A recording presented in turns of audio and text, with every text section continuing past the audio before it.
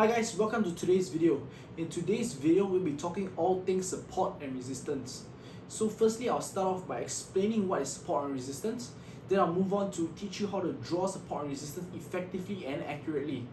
And lastly, I'll end off by showing you how you can use support and resistance in your analysis and in the live markets. So before we begin, here's our usual disclaimer. Alright, let's get into the video. So looking at this, a support level is an area on your chart where buying pressure might come into the market. And similarly, area of resistance is where selling pressure might come into the market. So support and resistance are not only just manually drawn horizontal lines on your charts, but they can also be diagonal trend lines or moving averages. Generally, support and resistance are the best areas on your chart to enter a position in the markets. So usually when you are at a support level, you aim to go long, and when you are at a resistance level, you will aim to go short. So how do you draw support and resistance levels? You just gotta follow these three simple rules. Firstly, zoom out your chart so you can see 150 to 250 candles on whatever time frame you're looking at. Secondly, you will want to draw the most obvious levels. And thirdly, you will want to adjust the support and resistance level that you have drawn to meet as many lines and get as many touches as possible on the support and resistance level that you have drawn. Also, always remember that support and resistance is not an area and not a line on your chart. So now I will show you how I personally draw support and resistance. Let's go and check it out. So this is the full stock chart of TSM. So what you have to do first, as I mentioned earlier, is that you gotta zoom out to 100 or 250 candles. So let's zoom out here. Okay, now we're at about 150 to 250 candles. So what we can do now is to draw the most obvious levels. So I'll say this is a pretty obvious level right here. That's one. And then we'll draw another one right here. This is like another pretty obvious level.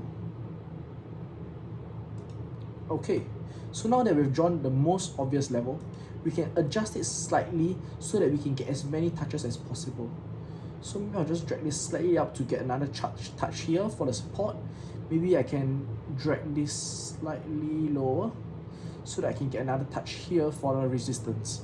So this is how I would draw support and resistance on this TSM chart. So we can see that we have one resistance, two resistance, 3 and 4. And for support, we also have 4. 1, 2, 3, 4. So always remember that it is an area and not a line on your chart.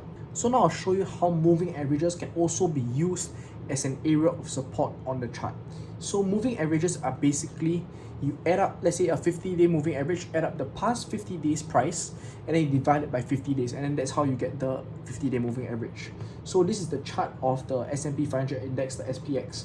So if I put in the moving averages, you can see here, the purple line is the 50 moving average, and the 100 EMA, the 100 MA is the orange line. So if we zoom out a little, we can see that the S&P 500 index has used this 50 moving average as a very good area of support over the past about, I'll say, 1 year. So we can see here once, twice, 3 times, 4 times, 5 times, 6 times, 7 times. So every time it has retraced to the moving average, it has found support, the 50 moving average. So this was a larger correction, but even when there's a larger correction, we found support at 100 moving average.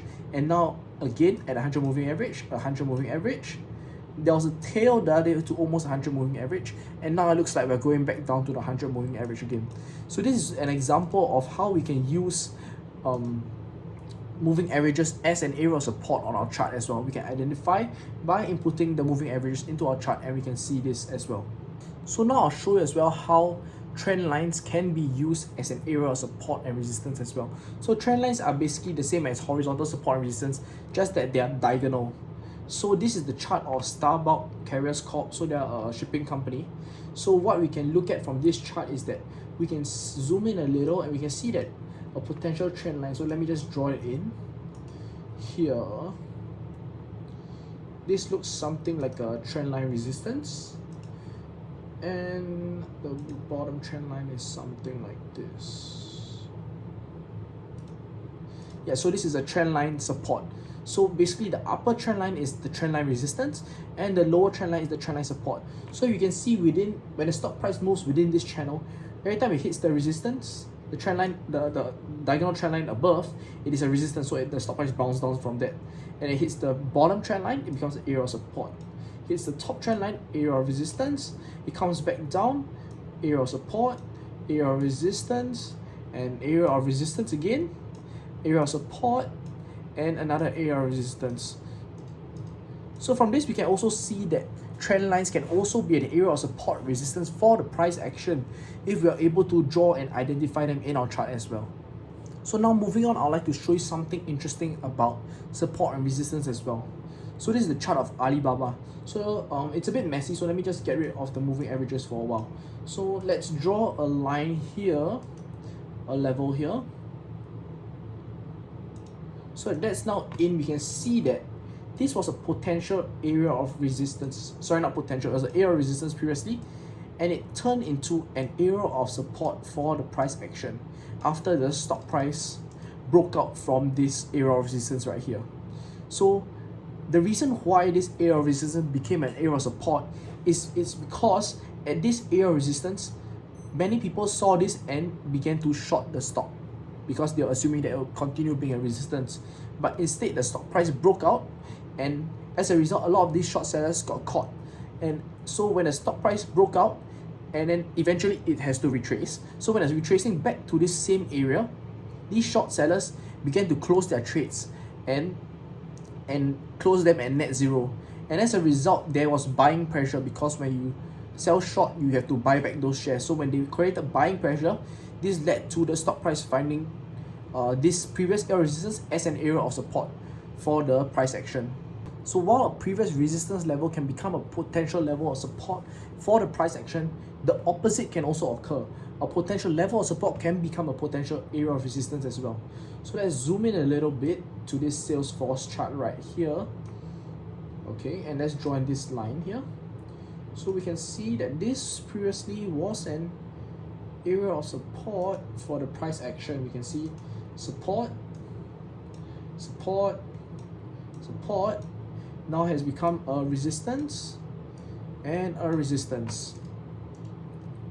So what happened here in this scenario compared to the previous one was that this was an area of support. So when the price retraced here again, these traders or people who were interested in Salesforce thought that the stock price would bounce off this point again, and as such they went long at this area.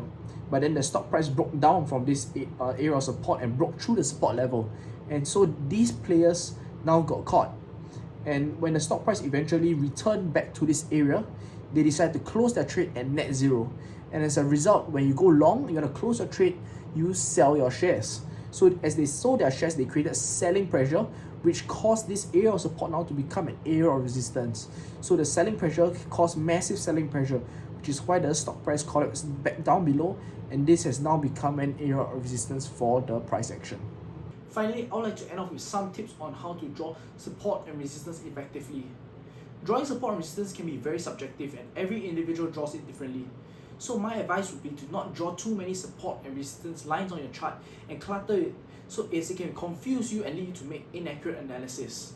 So also remember that support and resistance can exist in many different forms, such as trend lines and moving averages as well. And that's all we have for today. Hope you guys found the support and resistance tutorial useful, and do let us know if you'd like to have more tutorials in the future as well. Please like, share and subscribe, and as always, may the markets be in your favor, and I'll catch you in the next one.